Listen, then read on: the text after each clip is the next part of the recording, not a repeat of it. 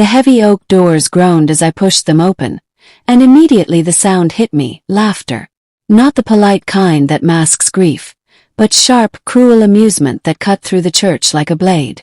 My stepmother Victoria leaned against my half-sister Brooke, their heads tilted together in exaggerated whispers. "Can you believe she actually showed up?" Victoria's voice carried across the pews, meant for everyone to hear. Heads turned in unison, eyes scanning me from head to toe. My simple black dress suddenly felt too plain, too cheap compared to their designer morning clothes. I saw smirks ripple through the crowd like dominoes falling. They thought they knew why I came, to beg for forgiveness, maybe, or to claim some inheritance I didn't deserve. Their assumptions hung in the air, thick and suffocating. I forced my chin up and walked down the center aisle, my footsteps echoing against marble floors. Each step felt like wading through their judgment. I chose a seat in the very back, where shadows gathered and the polished wood felt cold beneath my palms. My father's photograph stared from the altar, larger than life, frozen in that confident smile I remembered from childhood. The same man who once called me his biggest disappointment. I studied the faces around me, cataloging each one like evidence. Victoria sat front row center, draped in black silk that probably cost more than my monthly rent. Her perfectly styled blonde hair caught the candlelight, creating an almost angelic halo effect. Beside her, Brooke dabbed at dry eyes with a lace handkerchief, performing grief for the audience. Behind them sat the board members from Dad's company, Stone Ridge Enterprises, the business my mother had helped him build from nothing. I recognized most of them, though their hair had grayed since I last attended a company function. They'd all voted to remove me 10 years ago, following Victoria's carefully orchestrated campaign. My hands clenched beneath the bench as Pastor Williams began his opening remarks. The air smelled of lilies and expensive perfume, a combination that made my stomach turn. Focused on breathing slowly, counting each inhale and exhale. This was temporary. The discomfort, the stares, the whispers, all temporary. I just needed to make it through the service, pay my respects and leave. Then I could return to the life I'd built, the one they knew nothing about. Pastor Williams spoke about my father's generosity, his vision, his dedication to family. Each word felt like a revision of history, carefully edited to erase inconvenient truths. He mentioned Victoria's unwavering support through difficult times, without specifying what those times were. He praised Brooke's devotion to her father, highlighting her recent appointment as marketing director at Stone Ridge. My name never came up. Not once. It was as if I'd never existed. Never been part of this family. Never spent 18 years under the same roof as the man in that casket. A woman in the third row turned around to glance at me, then whispered something to her husband. They both looked. I kept my face neutral. A skill I'd perfected over 10 years of corporate negotiations. Show nothing. Give them nothing to work with. When Pastor Williams invited close family members to share memories, Victoria rose gracefully, smoothing her dress before stepping to the podium. Her heels clicked with authority.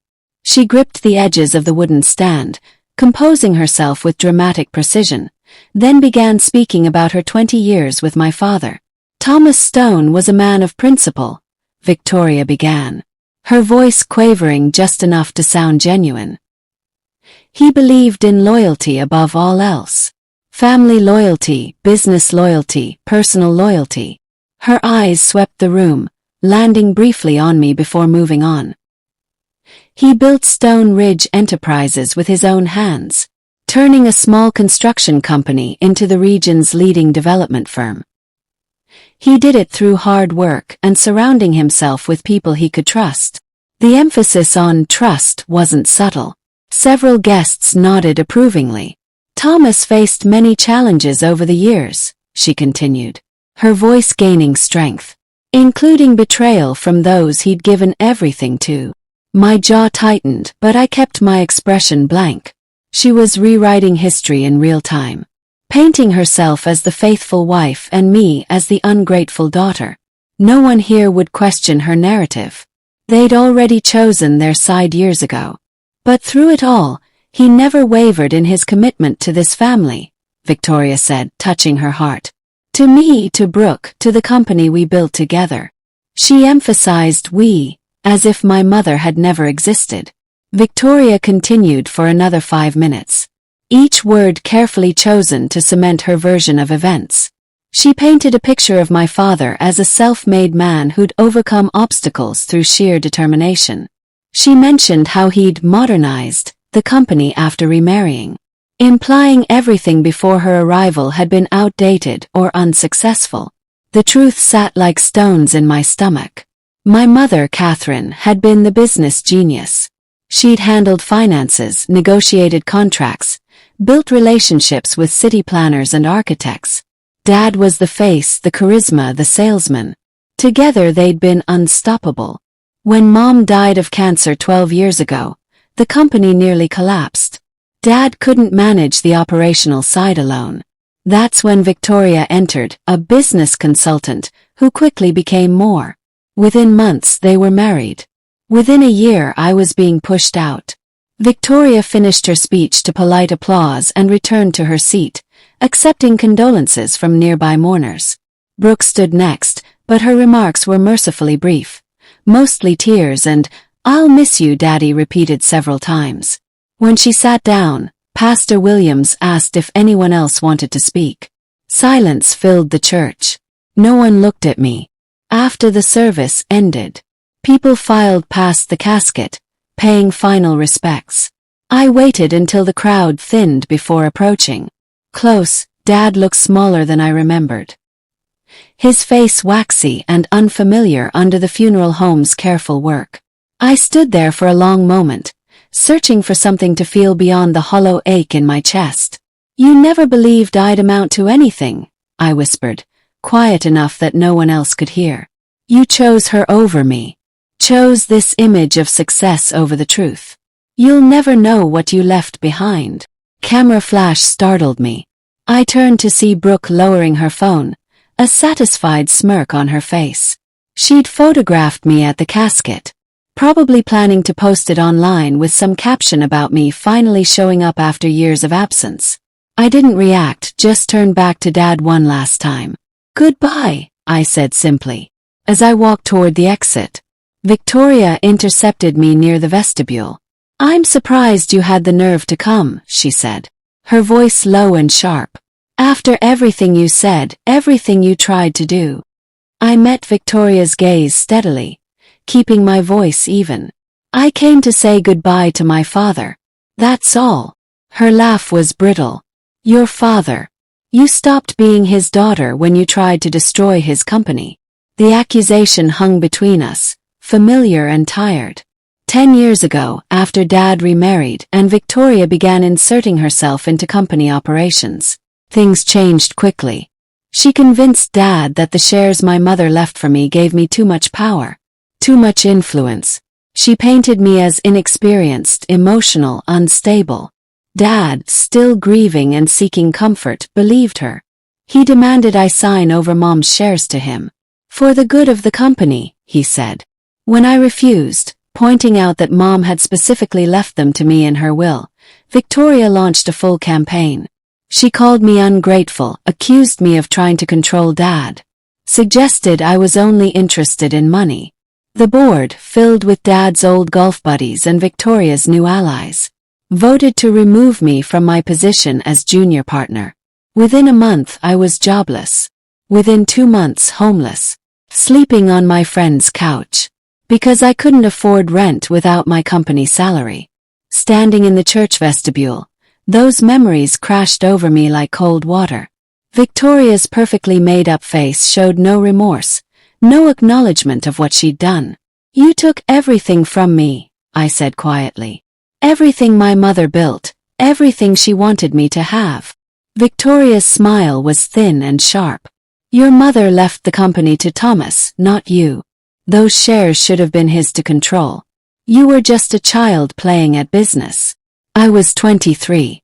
I had a degree in business management and had worked at Stone Ridge since college, learning every department, every process. But facts didn't matter to Victoria. She'd constructed her narrative and defended it viciously. "If that's what helps you sleep at night," I said, stepping around her. "Wait." Her hand caught my arm, fingers digging in. "Don't think you can come back now, sniffing around for money. Thomas's will is very clear. Everything goes to me and Brooke." I gently removed her hand. "I'm not here for money, Victoria. I have plenty of my own." Her eyes narrowed with suspicion, but I was already walking away, pushing through the church doors into bright afternoon sunlight. Outside, guests gathered in small clusters, discussing the service and sharing memories I wasn't part of.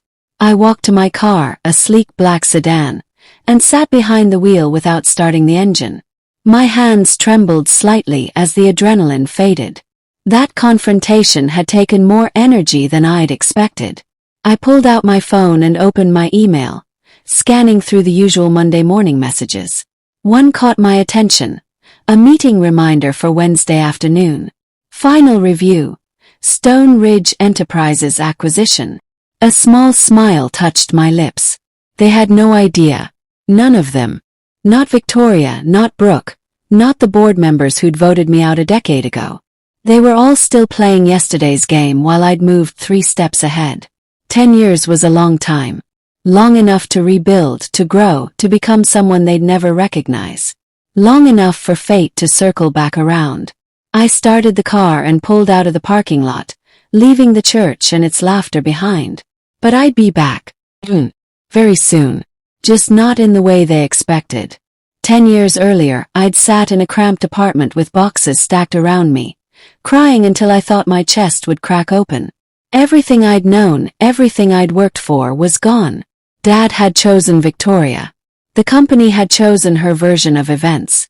Everyone had aligned with her. I was alone, broke, and hopeless. My friend Kelsey had given me her couch and a deadline. "You've got 2 months to figure this out." I'd spent those first weeks applying everywhere, but no one in our city's construction and development sector would hire me. Victoria had poisoned the well, spreading rumors that I'd tried to sabotage Stone Ridge, that I was unstable and vindictive. Finally, desperate, I applied to Sullivan & Associates, Stone Ridge's biggest competitor, 2 cities away. I used my middle name, Jordan, instead of my father's famous last name. I scrubbed my social media, created a new professional profile, and became someone else. They hired me as an administrative assistant. Bottom of the ladder. Answering phones, filing paperwork, making coffee. I was 23 with a business degree, doing entry-level work for barely minimum wage. But I showed up early, stayed late, and learned everything I could. At Sullivan & Associates, I became invisible in the best way. No one knew my history, my connection to Stone Ridge, or why I worked twice as hard as necessary. I volunteered for projects no one wanted, sat in on meetings I wasn't required to attend, and absorbed information like a sponge. Within 6 months, I'd been promoted to project coordinator. Within a year, assistant project manager. My boss, Martin Chen, noticed my talent for analyzing development deals and finding inefficiencies. "You see angles others miss," he told me during a performance review. "Where'd you learn that?" Shrugged. "Just makes sense to me, I guess." The truth was, I'd grown up watching my mother work. She taught me to read financial statements before I could drive, to spot red flags in contracts, to understand the relationship between risk and reward. Everything Victoria tried to erase, Mom had built into my foundation. By year 3, I was managing major projects. By year 5, Martin made me senior acquisitions analyst. I worked on billion-dollar deals, restructured failing developments, and earned a reputation for turning disasters into profits. The industry noticed. When I was 28, a private equity firm called Vertex Capital reached out. They'd heard about my work and wanted me to lead their real estate division. The salary was 6 figures, triple what I'd been making. The opportunity was massive. Evaluating and acquiring struggling companies, restructuring them, making them profitable again. Accepted immediately. At Vertex, my anonymity became an asset. I traveled constantly, reviewed dozens of companies annually, and built a track record of successful turnarounds. I was known simply as Jordan Ellis, the woman who could see value where others saw failure. No one connected me to Thomas Stone or his family. That part of my life had been buried so deep, even I sometimes forgot it existed. Then, one Thursday night, reviewing potential acquisition targets for the following quarter, I saw a familiar name on the list. Stone Ridge Enterprises. My coffee mug stopped halfway to my lips. I set it down carefully and opened the file. The company was struggling. Profits had declined steadily over 5 years. Several major projects had failed or gone over budget. Internal audits showed concerning irregularities. The board was considering outside investment or potential acquisition. I stayed up until 3 in the morning reading every document about Stone Ridge's current state. The picture wasn't pretty. After I'd been forced out, Victoria had consolidated power, placing her son from a previous marriage, Derek, in key operational roles despite his complete lack of construction experience. Together, they'd made decisions that prioritized short-term profits over sustainable growth. They'd cut corners on projects, leading to safety violations and lawsuits. They'd alienated long-term clients my mother had cultivated. They'd borrowed heavily to fund an aggressive expansion that collapsed when the market softened. Now Stone Ridge was drowning in debt, bleeding clients, and vulnerable. The board was desperate. My hands shook slightly as I closed my laptop. This wasn't revenge calling. I didn't believe in revenge. But justice. Restoration. The chance to reclaim what had been stolen and make it right again. That felt like destiny. I opened a new document and began drafting an acquisition proposal. Every step would be legitimate, thoroughly documented, and completely legal. No manipulation, no schemes, just business. Clean, precise, and inevitable. Over the next 6 months I worked carefully. I brought the Stone Ridge opportunity to Vertex's investment committee, presenting it as a distressed asset with strong fundamentals that had been mismanaged. The numbers supported my analysis. The committee approved further investigation. I assembled a team to conduct due diligence, using external consultants so nothing would trace back to me personally. We analyzed financials, interviewed employees, reviewed contracts, and assessed every aspect of the business. The deeper we dug, the worse it looked. Victoria and Derek had been siphoning company funds into a private trust, disguising it as consulting fees and management bonuses. They'd hidden losses from the board, manipulated accounting records, and made decisions that benefited them personally rather than the company. It was all documented in emails, financial transfers, and internal memos. I compiled everything meticulously, cross-referencing dates and amounts, building an airtight case. Not for prosecution yet, but for leverage. When the time came to present the acquisition offer, I wanted every piece in place. The board meeting was scheduled for a Tuesday morning. I wasn't invited, of course. I was just the analyst behind the scenes. The acquisition closed on a Friday afternoon in October. I signed the final documents as Jordan Catherine Ellis. I'd legally changed my surname after leaving home, reclaiming my mother's maiden name. No one at Stone Ridge recognized the name. On paper, it looked like a routine corporate acquisition. Vertex Capital now owned 60% of Stone Ridge Enterprises, with the remaining 40% divided among existing shareholders. The board remained in place temporarily, and Victoria retained her position as Chief Operating Officer. Derek kept his title as Director of Operations. They thought they'd simply gained new investors, nothing more. I let them believe it. For 3 months I stayed in the background, reviewing reports submitted to Vertex, monitoring performance metrics, and watching. I attended board meetings remotely, my video camera conveniently malfunctioning, so I appeared only as a black square with my name beneath it.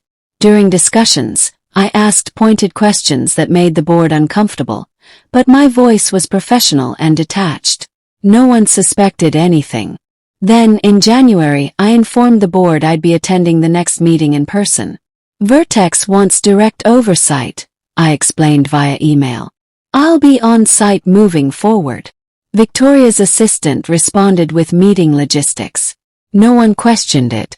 The Tuesday I walked into Stone Ridge's headquarters for the first time in 10 years, I felt like a ghost returning to haunt the living. The building had been renovated. Sleeker, more modern, with glass and steel replacing the warm brick my mother had chosen. Victoria's touch was everywhere. I signed in at the front desk using my legal name. The receptionist, young and unfamiliar, didn't blink. "Conference room B, third floor," she said cheerfully. I took the elevator up, my reflection staring back from polished steel doors. Change too. My hair was shorter, professionally styled. I wore designer clothes now, subtle but expensive. Contacts instead of glasses. 10 years of good living had softened the sharp edges of stress and poverty. I looked successful, confident. Nothing like the devastated 23-year-old who'd been escorted out of this building by security. The conference room was already full when I entered. Board members sat around a massive table, laptops open, coffee cups scattered about. Victoria sat at the head, Derek beside her. She glanced up as I entered, her expression briefly confused, then dismissive. "You must be from Vertex," she said, not bothering to stand. "Jordan Ellis." Derek actually laughed, a short, sharp bark of amusement. "They sent a woman." He didn't bother hiding his smirk. Several board members shifted uncomfortably, but no one challenged him. I set my briefcase down and took a seat midway down the table, directly across from where I could see both Victoria and Derek clearly. "I appreciate you making time for this meeting," I said, my voice calm and professional. "I've been reviewing Stone Ridge's performance since the acquisition, and I have some concerns." Victoria waved a hand dismissively. "The reports explain any temporary dips. Market conditions have been challenging, but we're well positioned for recovery." I opened my laptop and pulled up a presentation. "I'd like to review some specific financial irregularities that require clarification." For the next 20 minutes, I walked through the evidence methodically. Unexplained cash transfers, consulting fees paid to shell companies, budget overruns that coincidentally benefited vendors with personal connections to management, missing documentation for major expenditures. With each slide, the room grew quieter. Board members sat up straighter, suddenly paying attention. Victoria's face remained composed, but a muscle in her jaw tightened. Derek's smirk faded completely. "These are serious accusations," Victoria said when I finished. Her voice had steel in it now. "I assume you have documentation to support this audit." I clicked to the next slide. A spreadsheet showing 3 years of financial transfers, all highlighted and cross-referenced. Comprehensive documentation, yes. Bank records, internal emails, board approval requests that were never actually voted on. Everything is time-stamped and verified. A board member named Patricia spoke up. "Why wasn't this discovered during regular audits?" I met her eyes. "Because the auditors were given modified reports. The actual books show different numbers." I displayed 2 versions of the same quarterly statement side by side. The discrepancies were obvious now. The room erupted in murmurs. Board members leaned toward each other, whispering urgently. Victoria stood abruptly. "This is absurd. Who authorized this investigation? These are internal matters that should have been addressed through proper channels, not ambushed in a board meeting." I remained seated, my voice steady. "I authorized it. As Vertex's primary representative and majority stakeholder, I have full authority to conduct financial oversight." Derek jumped in. "This is a witch hunt. You're cherry-picking data to make us look bad." I turned my attention to Derek, studying him with the same calm assessment I'd use on any incompetent executive. "Mr. Morrison, would you like to explain why Apex Consulting received $200,000 in fees last year for services that have no documented deliverables?" His face reddened. "Apex provides strategic guidance. It's all legitimate." I clicked to another slide. Apex Consulting is a shell company registered to a P.O. box in Delaware. Its sole officer is Rebecca Morrison. Your mother. The room went silent. Even the ambient noise from the ventilation system seemed to disappear. Derek's mouth opened, then closed. That's not illegal. She's a qualified consultant. He nodded. Perhaps. But the board wasn't informed of the family relationship, which violates company bylaws regarding conflicts of interest. And when we attempted to contact Apex for records of their work, the number was disconnected. Patricia's face had gone pale. She looked at Victoria with dawning horror. You said those consulting fees were for market analysis. Victoria's composure cracked slightly. This is taken out of context. Derek can explain. I held up a hand. There's more. For the next hour, I systematically dismantled every defense they offered. I showed how Victoria had restructured her employment contract to include bonuses tied to metrics she personally reported, creating obvious incentive for manipulation.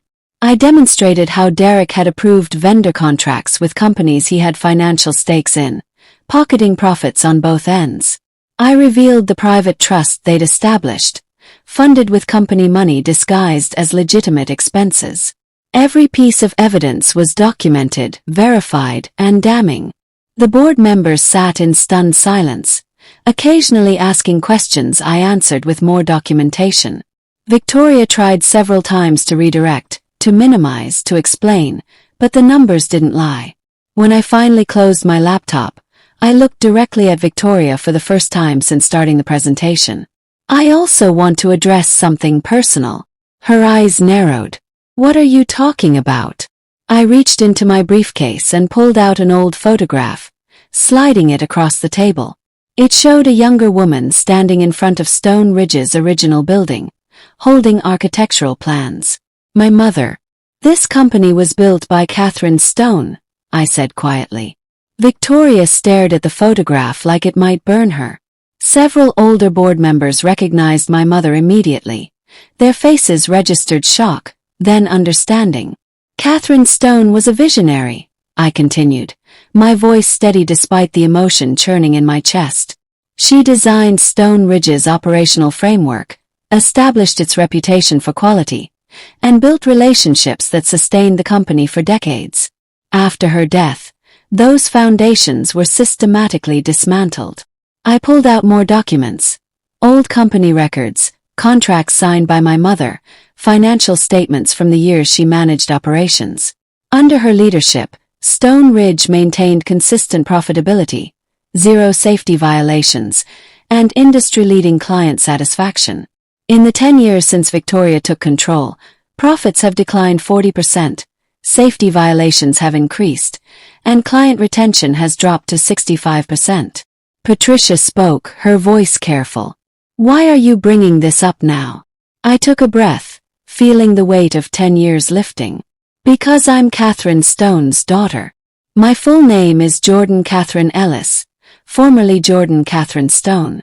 I'm the daughter who was forced out of this company a decade ago after refusing to surrender my mother's legacy.